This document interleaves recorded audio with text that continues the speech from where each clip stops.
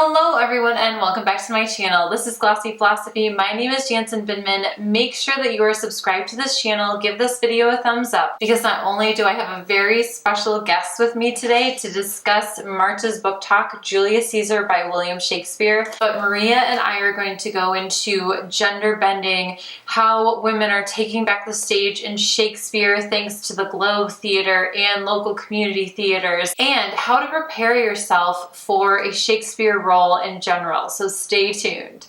Welcome, Maria. So we were in Midsummer Night's Dream last year, and then you followed Shakespeare onto Julius Caesar. Sure did. With another company, and that's what we're here to talk about. So excited! So tell me about your character and how they fit into the play. Let's just start there. Sure. So I play Octavius, who audiences will know them maybe more as Gaius Octavius, who eventually becomes the first emperor of Rome.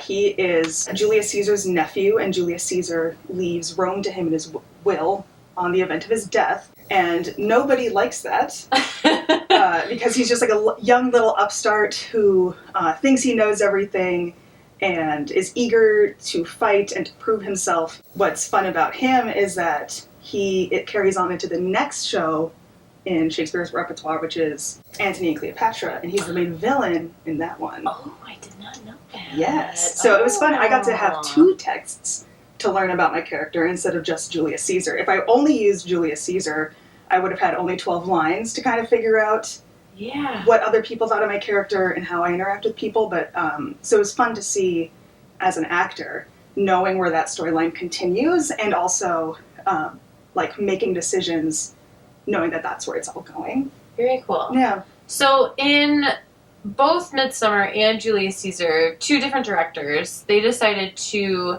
not necessarily gender swap, but have women play male characters, and sometimes names were changed, sometimes not. When you approach a character that is traditionally male or written as like with a masculine name, do you feel like you need to like forego femininity and bring a lot of masculinity to that? Like, do you switch it around a little bit, or do you just look at it as a person? It depends if I'm also playing a man. As you know, I also sing opera, and there's times where I sing mezzo roles, or I've learned trauzar roles, which are roles played by mezzo-sopranos to indicate that they're a young man who hasn't gone through puberty yet. And so it depends if like we're canonically still being a man versus not. For Octavius, we did have a discussion at the beginning of the rehearsal process about people's pronouns, because a lot of characters were, again, not necessarily gender swap, but like that was the actor who was right for the role, and they happened to be a woman, you know? Yeah. Like King Christina, I believe, of Sweden, when she was acting in her official role, she required everybody to call her king, not queen, and refer to her in male honorifics.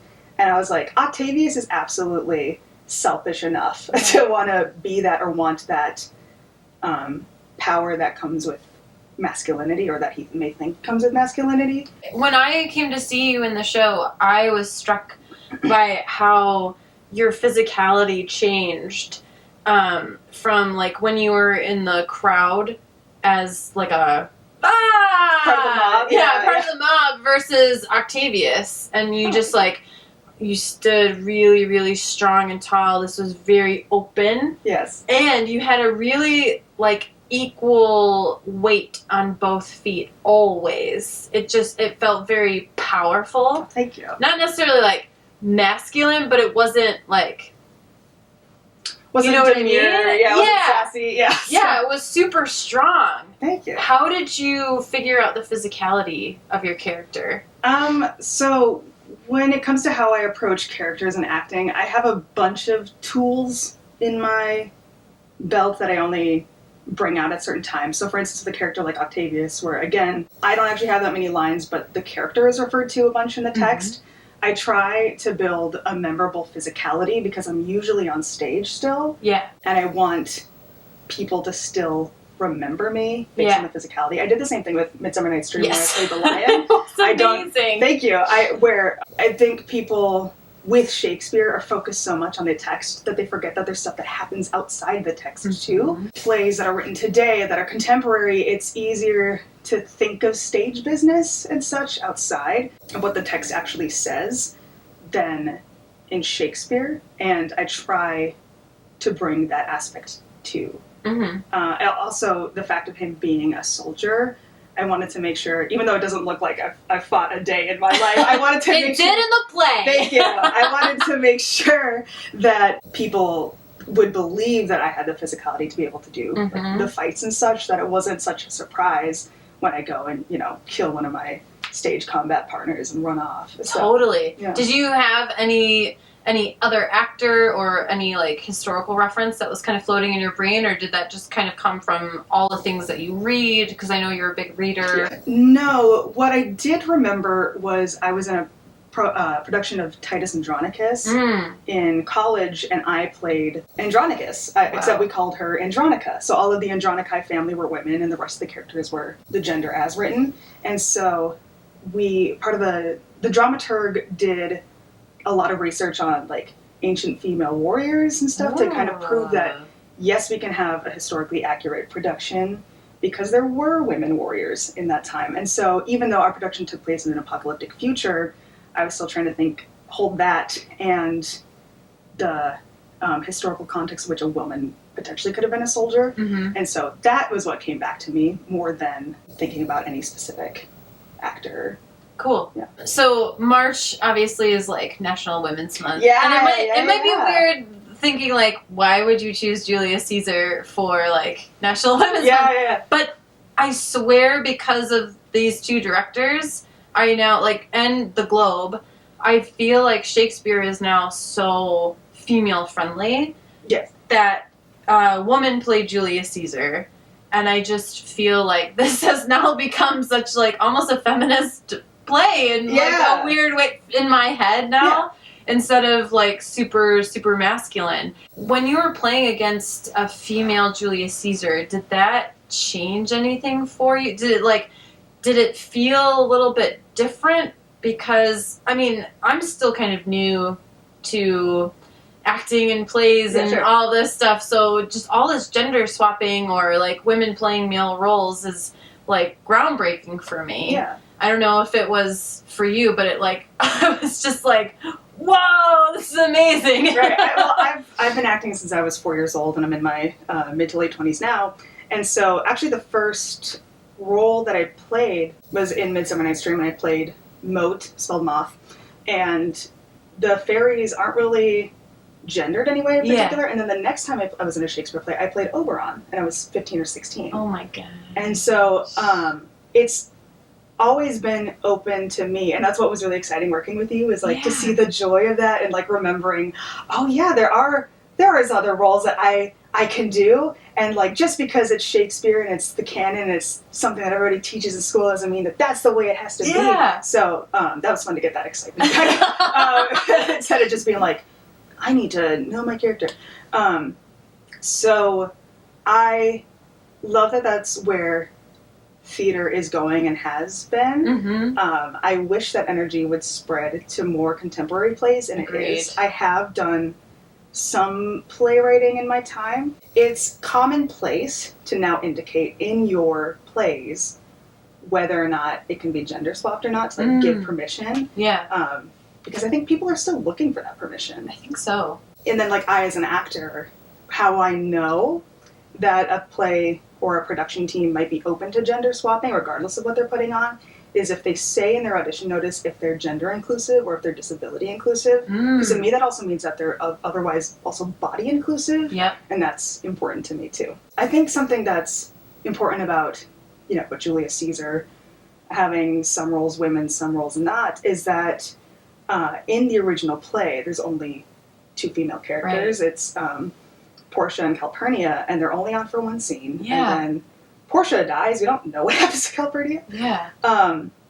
And neither of them are written very well. I will say that with Portia, Brutus's wife, that we do hear of her again, and you can play the scene. I've seen that scene where she's trying to entreat to him about, like, I can tell something's bothering you. I can see that as very loving, very like they're confidants, and it's strange that he's keeping this from her. And you can also read it as being really rather distant. Yeah. And so she has more room to play than Calpurnia, who just comes right out as like, oh my god, I had a dream that there was like a statue and it was bleeding and it was your blood. And it's like crazy. So it's easy to dismiss her fears and her irrationality. So to have that be a man, that was cool too. Because I don't think it's enough to just have women in powerful roles or nuanced roles that are traditionally written for men. I think it's important that men are also in not nuanced roles too. One place where you see a man being rather irrational, but it's in a way that we can maybe validate or justify, and just because we validate it doesn't mean that we endorse it, right? Right. Is when Cassius says, stoop then and wash. How many ages hence shall this our lofty scene be acted over in states unborn and accents yet unknown? That's delusional. That's actually, that is a man who, James Baldwin had a very brief essay about how he fell back in love with Shakespeare, where he mentions that scene specifically and how when he first actually heard that line, instead of just reading it, he could see that there was like a lonely, deluded man. Somebody who's so caught up in his own actions and in his own thoughts that he kind of overstates the importance of it almost. Yep. And that rings true for me here. But again, when men are acting certifiably insane, that there's usually some sort of justification that we get in the text. And that doesn't typically happen with women. Yes. Like they'll get a mad scene. Yep. And you're like, oh, sorry, Lady Macbeth. Yes. Out damn spot indeed. Wow, crazy. Yeah. But with men, there's always like, oh, there's an honorable intention or something behind it. So to have in our production, Cal was played by a man, that suddenly gave that emotion more of a justification to happen. Yes. Yeah. So. Yeah. Okay, so let's dive into the text and just like the characters. In prepping for this, I gave you the questions beforehand, and we had a really good conversation about how populism is like rampant in Julius Caesar, and how when I left the show, I wasn't sure who were the actual good guys, because we get rid of Julius Caesar, spoiler alert, right away. Yes. And then it's just like, it feels almost like a free-for-all. Like, I did this, I don't know what to do, and then the other camp is like, now we're gonna go kill you guys. And it's just like this really intense, like, what have we done? Now we're going to get vindication and continue the killing. So what are your thoughts? What are your thoughts on populism, and what are your thoughts on just like this idea of who has the right to say this is enough, this isn't right, and then death? I'm guessing your audience is also mostly American. In America, when we think of populism, we tend to think of right-wing populism, like with whether that's about Donald Trump or whether that's about how the media influences whether or not we think in like a mob mentality, and that's any form of media. And what scholars do agree is that it's actually any political identity can have a populist undertone.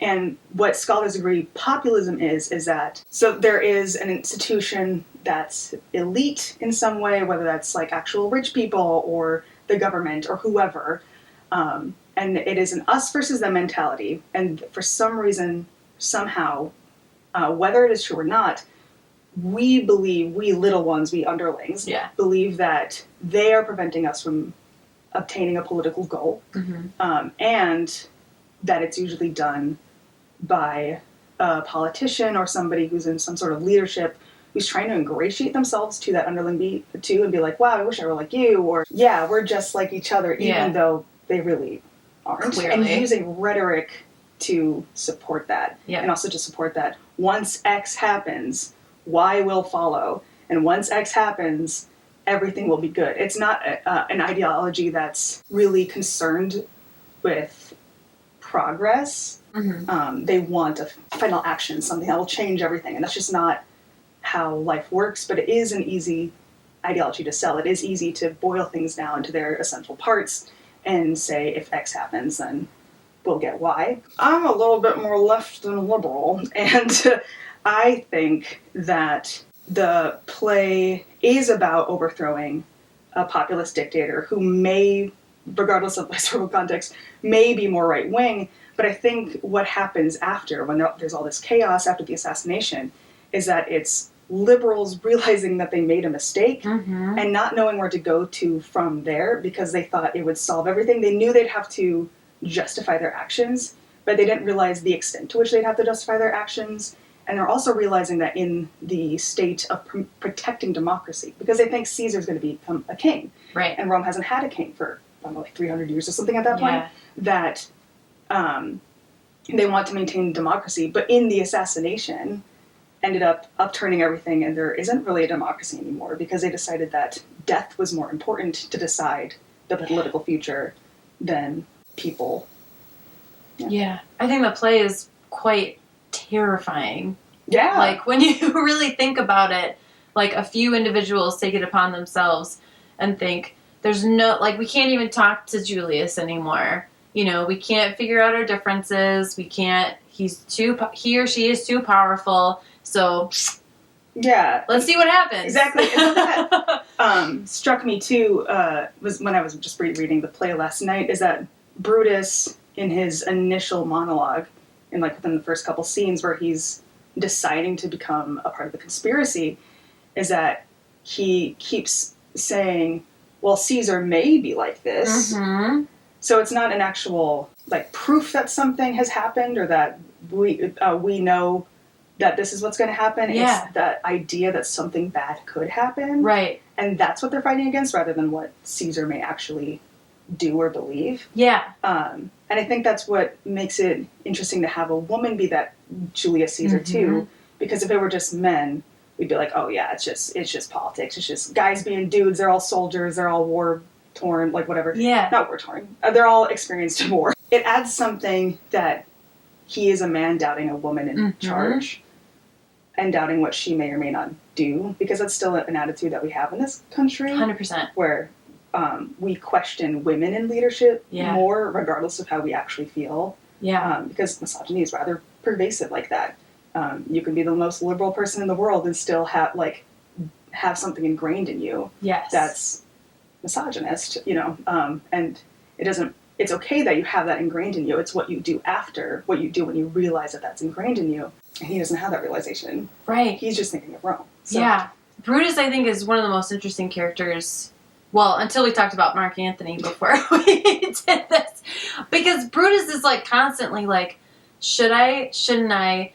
Will Julius do this? Will he not do this? And it's just, I just kind of wanted to throw something at him and be like, knock it off. Just talk to him already. Yeah, or talk to your wife. Talk to anybody. Literally was like, hey, you can tell me anything, you know. Like, I won't judge. I'm your wife. Yeah. I've sworn to you. Yeah. And he's like, I don't know. And whether that's because he's like, I don't know if I want to get you involved in this because maybe you'll get killed. Like, whether it's out of sense of protection or not. But, or I've always felt it was like shame. Like, you know, it's kind of like a kid who's like, no, I didn't just do that.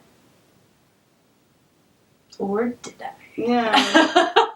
Or how I interpret it was like, he didn't want to tell his wife because he knew it wasn't right, but he couldn't fully commit. That was my feeling to that. Yeah. You know? So it's like, she's almost a moral compass, and like, I can't tell my moral compass that I'm about to do something crazy. Yeah. Because I feel like I need to, but I'm not sure. And if I tell her, she's going to tell me not to do it, and then I don't know what to do. Yeah. We, in the scene in what in our production is the second act, but in the text is actually like act 4 or something, after one of my favorite scenes where Cassius and Brutus, who are lifelong brothers, best friends, have a huge blowout fight.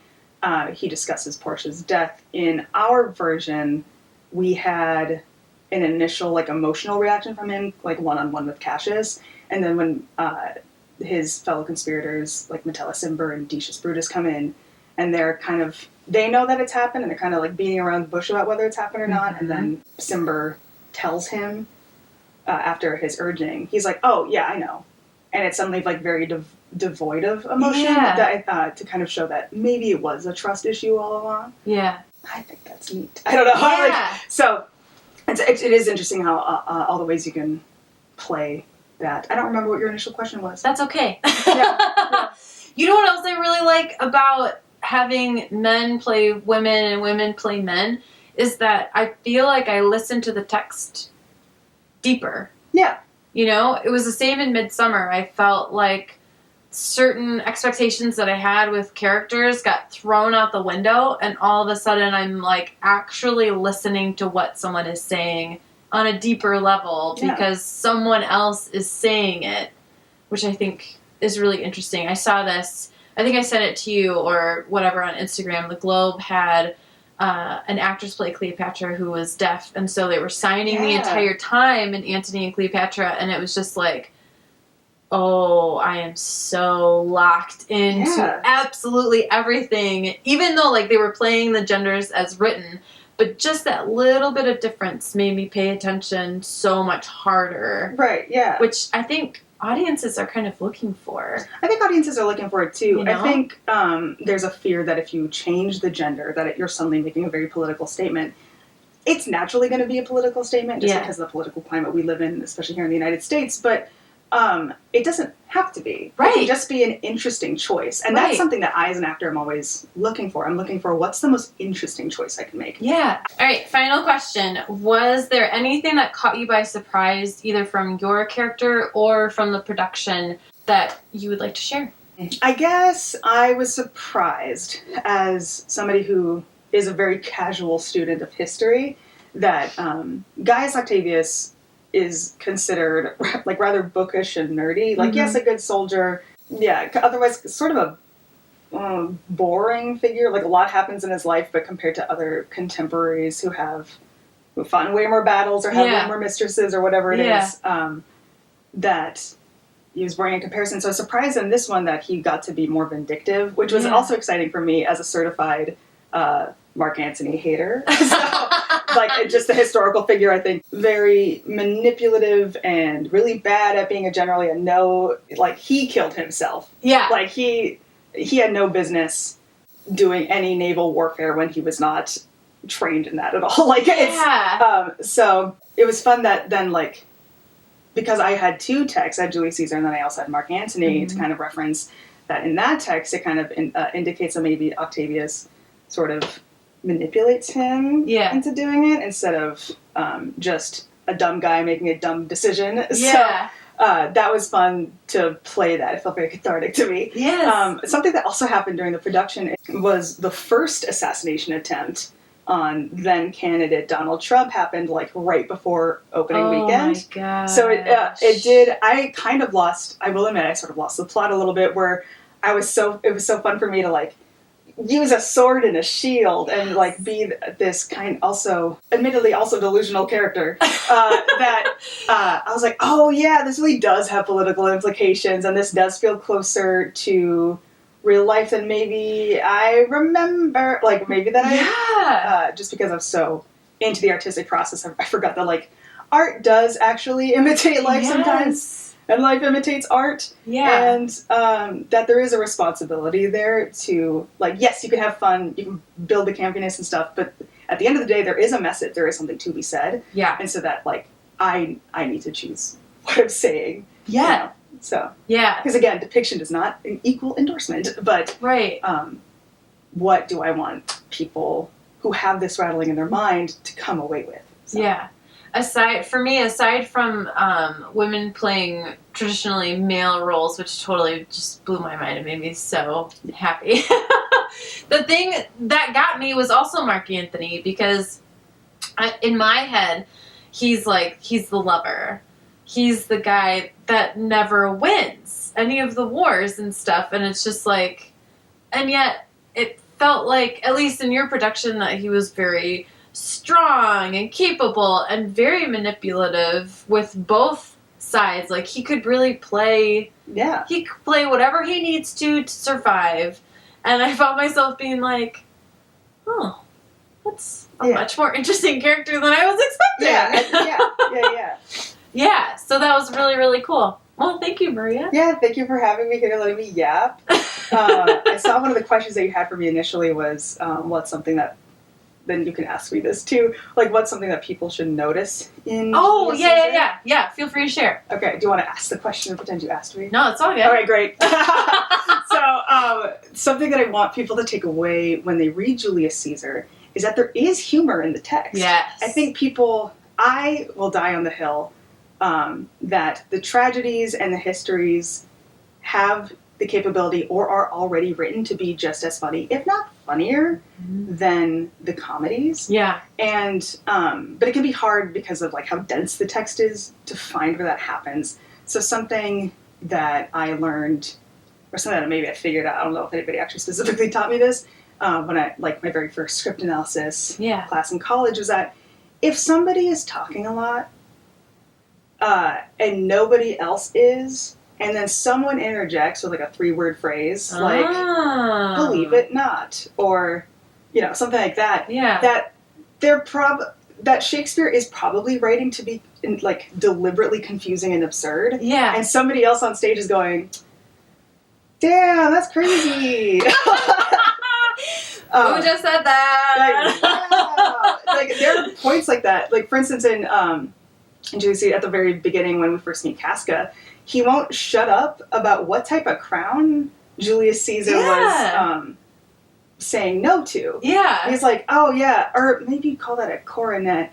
Well, it was a crown. Well, actually, it kind of looked like this, and like we have to sit there and take it. We don't actually have to sit there and take it. We can go, dude, shut up, come on. Like, and the characters can react like that too. I think you're gonna have an easier time interpreting text if you have somebody there to interpret for you, like seeing a show or something. Yeah. But as a reader, that's something that you can look out for too. Or at the very end when Cassius kind of has a little panic attack meltdown moment where he's like, you know, it's actually my birthday today, and hopefully this isn't my last one. And also, I noticed the birds, like yesterday they were eagles and today they're like kites or something. I don't think that's a good sign.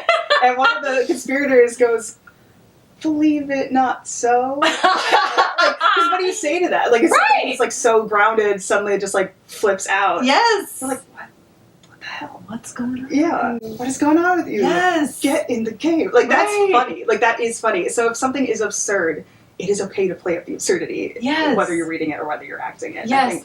I've been listening to so many Actors on Actors, the show, and so many of my favorite actors are saying, like, in the tragedy, find the comedy, and the comedy, find the drama, or the tragedy, and... Exactly, because what makes comedy work, regardless if it's a comedy or tragedy, is that somebody... Truthfulness. It's earnestness. And then, like, some people... and they don't realize that they're being stupid or, like, unreasonable or something. Yeah. And, like, maybe somebody else on stage does. Yes. And they'll probably comment on it. Yeah. And that's where that humor comes from, is from that earnestness. Like, it's not all wink, wink, nudge, nudge to the camera. It certainly can be. But that's... It's like an elevated form of comedy, it feels like. You have to pay attention, and that makes it funnier. Yeah, it makes it funnier. Yeah. So, yeah, that's what I'd say, is, like, look for that humor. And also, something that I noticed is that everybody talks about smiling. I've never seen so many people in a Shakespeare show reference smiles. Interesting. Yeah, so I think that's an allusion to how two-faced everybody is. But there's always, you know, themes or words or something that are repeated that, whether or not it was intentional on behalf of the playwright, those can also help inform how you read it or how you interpret it as an actor. Because, we all know that it's about, like, honor, nobility, there's an assassination. Like, we know that that's what questions you're going into it with. Yeah. Look for the next thing. Look for them, even if it seems inconsequential. Like, maybe it's not. And that's kind of the fun of discovery when you read the text for the first time or the third time or whatever. Cool. I love it. Thank you guys so much for watching this book talk. I was blown away by the production that I saw of Julius Caesar that Maria was in, and it truly did become a very feminist and women-friendly play all of a sudden to me. So I hope you will read it. I hope you enjoy it. If you've read it and hadn't considered women playing a lot of the male roles, I hope you will this time, and seek out a production with more women in them. I normally do fashion videos every Wednesday, beauty videos every Friday. Make sure that you tune in on Friday because I'm going to be doing a Mad Max inspired makeup look for a warrior Julius Caesar makeup inspiration. If you are reading along with me, make sure you check the links below, not only to purchase books, but also to see what books are coming up in the next few months and what books we've already talked about this year. Thank you again for watching, and I'll see you very soon in the next one. Bye.